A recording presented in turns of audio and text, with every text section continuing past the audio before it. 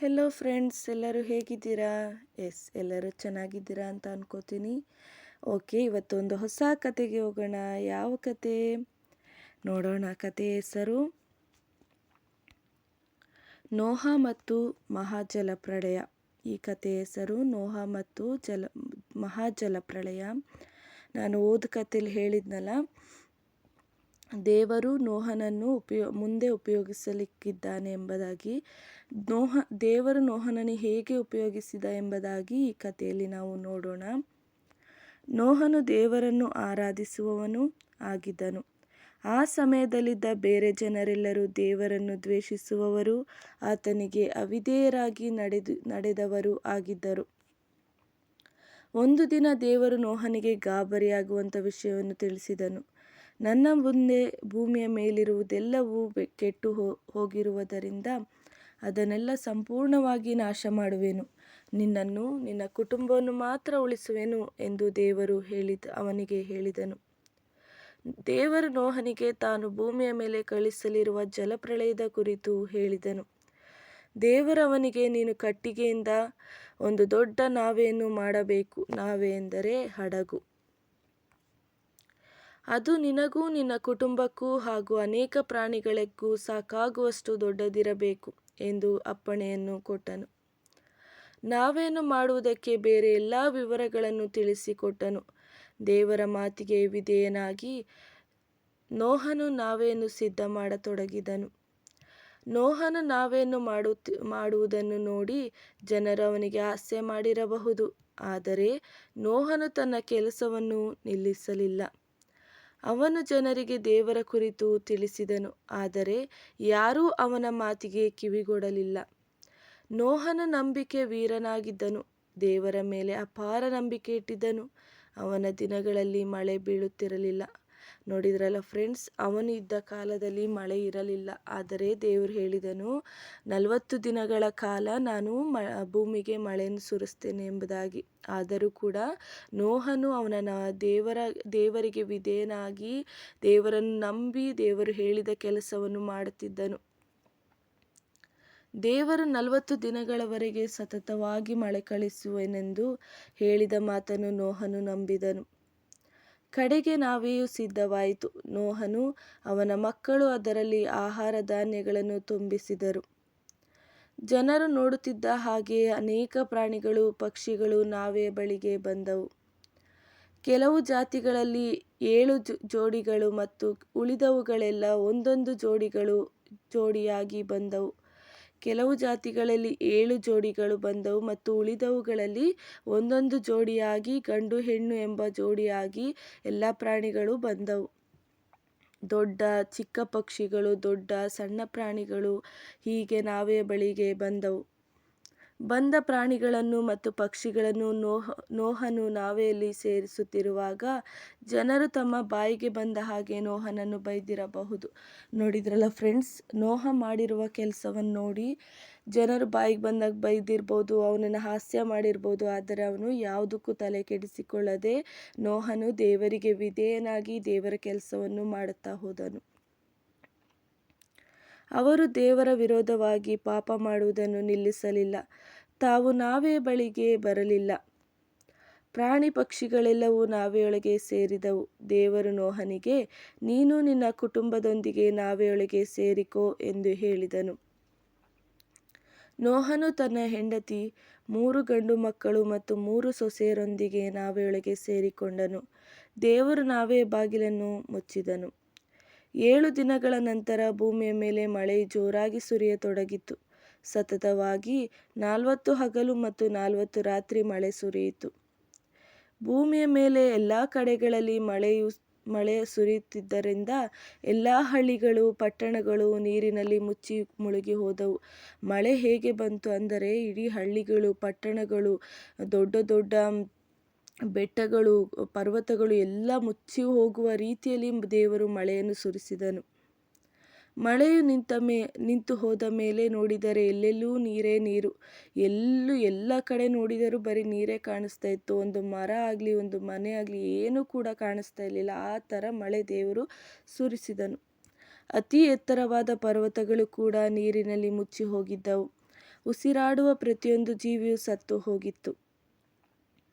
ನೀರು ಹೆಚ್ಚಿದಂತೆ ನಾವೆಯು ನೀರಿನ ಮೇಲೆ ತೇಲಾಡಿತ್ತು. ನಾವೆಯೊಳಗೆ ಕತ್ತಲಿದ್ದಿರಬಹುದು. ನೀರಿನ ಮೇಲೆ ತೇಲಾಡುತ್ತಿದ್ದರಿಂದ ಅದು ಅಲ್ಲಾಡುತ್ತಿದ್ದಿರಬಹುದು.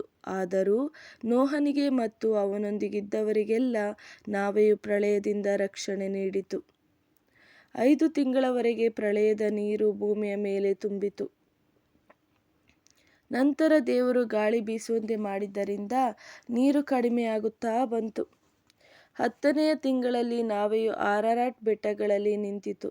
ಮತ್ತೆ 40 ದಿನಗಳವರೆಗೆ ನೋಹನು ನಾವೆಯಲ್ಲಿಯೇ ಉಳಿದನು. ನೋಹನು ನಾವೆಯ ಕಿಟಕಿಯನ್ನು ತೆರೆದು ಒಂದು ಕಾಗೆಯನ್ನು ಮತ್ತು ಒಂದು ಪಾರಿವಾಳವನ್ನು ಹೊರಕ್ಕೆ ಬಿಟ್ಟನು.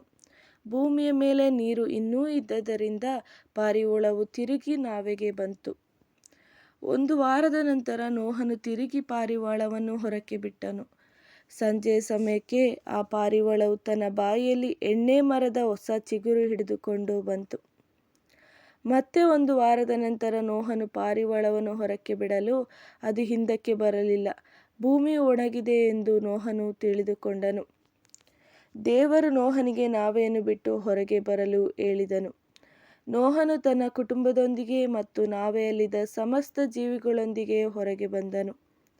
ನೋಹನು ದೇವರಿಗೆ ಅದೆಷ್ಟು ಕೃತಜ್ಞತೆಯುಳ್ಳವನಾಗಿದ್ದನು. ದೇವರಿಗೆ ನೋಡಿದ್ರಲ್ಲ ಫ್ರೆಂಡ್ಸ್, ನೋಹನು ತುಂಬ ದೇವರಿಗೆ ಕೃತಜ್ಞತೆಯುಳ್ಳವನಾಗಿದ್ದನು ಮತ್ತು ವಿಧೇಯತೆಯುಳ್ಳವನಾಗಿದ್ದನು ಮತ್ತು ದೇವರನ್ನು ನಂಬಿ ದೇವರು ಹೇಳಿದ ಕೆಲಸಗಳನ್ನು ಮಾಡುವುದರಲ್ಲಿ ಅವನು ಅತ್ಯಾಸಕ್ತಿಯುಳ್ಳವನಾಗಿದ್ದನು.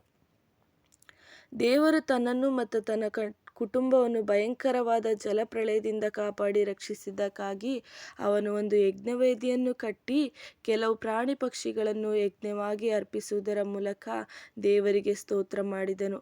ಅವನು ಕೃತಜ್ಞತೆ ಸಲ್ಲಿಸುವುದಕ್ಕೋಸ್ಕರ ಅವನು ಅವನ ಕುಟುಂಬದವರು ಯಜ್ಞವೇದಿಯನ್ನು ಮಾಡಿ ಅಲ್ಲಿಗೆ ಕೆಲವು ಪ್ರಾಣಿ ಪಕ್ಷಿಗಳನ್ನು ಬಲಿಯಾಗಿ ದೇವರಿಗೆ ಅರ್ಪಿಸಿ ದೇವರಿಗೆ ಸ್ತೋತ್ರವನ್ನು ಸಮರ್ಪಿಸಿದನು.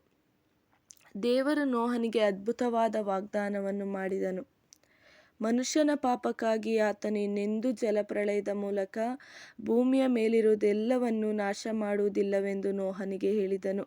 ದೇವರು ನೋಹನಿಗೆ ಹೇಳ್ತಾರೆ, ನಾನು ಭೂಮಿಯ ಮೇಲೆ ಇನ್ನೂ ಆ ರೀತಿಯಾದ ಜಲಪ್ರಳಯವನ್ನು ನಾನು ಬರಮಾಡುವುದಿಲ್ಲ ಎಂಬುದಾಗಿ ಹೇಳ್ತಾನೆ. ಆ ವಾಗ್ದಾನಕ್ಕೆ ಗುರುತಾಗಿ ದೇವರು ಮುಗಿಲು ಬಿಲ್ಲನ್ನು ಕೊಟ್ಟನು. ಮುಗಿಲು ಬಿಲ್ಲು ಎಂದರೆ ಕಾಮನ ಬಿಲ್ಲು, ನಾವು ಕರೆಯುವಂಥ ಕಾಮನ ಬಿಲ್ಲು. ಅದು ದೇವರು ನೋಹನಿಗೆ ಕೊಟ್ಟಂಥ ಒಂದು ಗುರುತಾಗಿದೆ. ಅದು ಮೋಡಗಳಲ್ಲಿ ಕಾಣಿಸುವಾಗ ದೇವರ ವಾಗ್ದಾನವನ್ನು ನಮ್ಮ ನೆನಪಿಗೆ ತರುವುದು. ಪ್ರಳಯದ ನಂತರ ನೋಹನು ಮತ್ತು ಅವನ ಕುಟುಂಬದವರು ಒಂದು ಹೊಸ ಆರಂಭವನ್ನು ಕಂಡರು. ಕಾಲಕ್ರಮೇಣವಾಗಿ ಅವರ ಸಂತತಿಯವರು ಮತ್ತೊಂದು ಸಾರಿ ಭೂಮಿಯ ಮೇಲೆ ತುಂಬಿಕೊಂಡರು. ಈಗಿರುವ ಎಲ್ಲ ಜನರು ನೋಹನ ಸಂತಾನದಿಂದ ಹುಟ್ಟಿ ಬಂದವರಾಗಿರುವರು. ನೋಡಿದ್ರಲ್ಲ ಫ್ರೆಂಡ್ಸ್, ನಾವಿರುವಂಥ ಈ ಸಂತಾನ ಆಗಿರ್ಬೋದು, ನಾವಿರುವಂಥ ಈಗ ನಮ್ಮ ಜನರೇಷನ್ ಏನಿದೆ ಅದು ನೋಹನ ಸಂತಾನ, ನೋಹನಿಂದ ಬಂದಿರುವುದು ಎಂಬುದಾಗಿ ಹೇಳ್ತೇವೆ. ಯಾಕಂದರೆ ಭೂಮಿಯ ಮೇಲೆ ಯಾರೂ ಉಳಿಯದಂತೆ ದೇವರು ಜಲಪ್ರಳಯನುಂಟು ಮಾಡಿ ನೋಹ ಮತ್ತು ನೋಹನ ಕುಟುಂಬವನ್ನು ಮಾತ್ರ ಈ ಭೂಮಿಯ ಮೇಲೆ ದೇವರು ಬಿಟ್ಟರು. ಹಾಗಾಗಿ ನಾವು ನೋಹನ ಸಂತತಿಯವರು ಎಂಬುದಾಗಿ ನಾವು ಹೇಳಬಹುದು. ನೋಡಿದ್ರಲ್ಲ ಫ್ರೆಂಡ್ಸ್, ಈ ಕತೆ ಇಷ್ಟ ಆಯಿತು ಅಲ್ವಾ? ಈ ಕಥೆಯಲ್ಲಿ ನೋಹನು ಹೇಗೆ ಯಾರು ದೇವರನ್ನು ನಂಬದಿದ್ದರು, ಯಾರು ದೇವರಿಗೆ ವಿಧೇಯನಾಗದಿದ್ದರು, ಯಾರು ದೇವರ ಮಾತನ್ನು ಕೇಳಿ ಪಾಲಿಸದೇ ಇದ್ದರು, ಎಲ್ಲರೂ ಅಪಹಾಸ್ಯ ಮಾಡಿದರು. ನೋಹ ಏನು ಮಾಡ್ದ? ದೇವರನ್ನು ಬಿಟ್ಟು ದೇವರ ಮಾತಿಗೆ ಅವಿಧೇಯನಾಗಿ ಅವನು ನಡೆಯಲಿಲ್ಲ. ಹಾಗಾಗಿ ನಾವು ಕೂಡ ದೇವರ ಮಾತಿಗೆ ವಿಧೇಯರಾಗಿ ದೇವರ ಆಜ್ಞೆಗಳಿಗೆ ವಿಧೇಯರಾಗಿ ನಾವು ನಡೆದುಕೊಳ್ಳಬೇಕು. ಈ ಕಥೆಯ ಹೆಸರು ನೋಹ ಮತ್ತು ಮಹಾಜಲಪ್ರಳಯ. ದೇವರ ವಾಕ್ಯವಾದ ಬೈಬಲ್ನಿಂದ ಆರಿಸಿದ ಕಥೆಯಾಗಿದೆ. ಇದು ಸಿಕ್ಕುವ ಭಾಗ ಆದಿಕಾಂಡ 6ರಿಂದ 10ನೇ ಅಧ್ಯಾಯಗಳಲ್ಲಿ ಸಿಕ್ಕುತ್ತದೆ. ಇದನ್ನು ನಾವು ಹೇಗೆ ನೋಡಬಹುದು ಎಂಬುದಾಗಿ ನೋಡುವುದಾದರೆ, ನಿನ್ನ ವಾಕ್ಯ ವಿವರಣೆಯಿಂದ ಜ್ಞಾನೋದಯವಾಯಿತು. ಇದು ಕೀರ್ತನೆ 119, 130ನೇ ವಾಕ್ಯಗಳಲ್ಲಿ ಸಿಗುತ್ತದೆ. ದೇವರ ವಾಕ್ಯ ವಿವರಣೆಯಿಂದ ನಮಗೆ ಜ್ಞಾನೋದಯವಾಗುತ್ತದೆ. ಮುಕ್ತಾಯ. ಧನ್ಯವಾದಗಳು. ನೋಡಿದ್ರಲ್ಲ ಫ್ರೆಂಡ್ಸ್, ಈ ಕತೆ ನಿಮಗೆ ಇಷ್ಟ ಆದರೆ ನನ್ನ ಚಾನಲ್ಗೆ ಲೈಕ್ ಕೊಡಿ, ಕಮೆಂಟ್ ಮಾಡಿ ಮತ್ತು ಆದಷ್ಟು ಜನಗಳಿಗೆ ಶೇರ್ ಮಾಡಿ ಮತ್ತು ನನ್ನ ಚಾನಲ್ಗೆ ಸಬ್ಸ್ಕ್ರೈಬ್ ಆಗಿ. ನೀವು ಸಬ್ಸ್ಕ್ರೈಬ್ ಆಗೋದ್ರಿಂದ ನಾನು ನೆಕ್ಸ್ಟು ಮಾಡುವಂಥ ಕತೆಗಳನ್ನು ನೀವು ಮುಂಚೆನೇ ನೋಡಬಹುದು. ನಾನು ಹಾಕಿದ್ದು ಅಪ್ಲೋಡ್ ಮಾಡಿದ ತಕ್ಷಣ ನೀವು ನೋಡಬಹುದು. ನೀವು ಈ ಕಥೆಯನ್ನು ಕೇಳಿದ್ದಕ್ಕಾಗಿ ಧನ್ಯವಾದಗಳು. Thank you.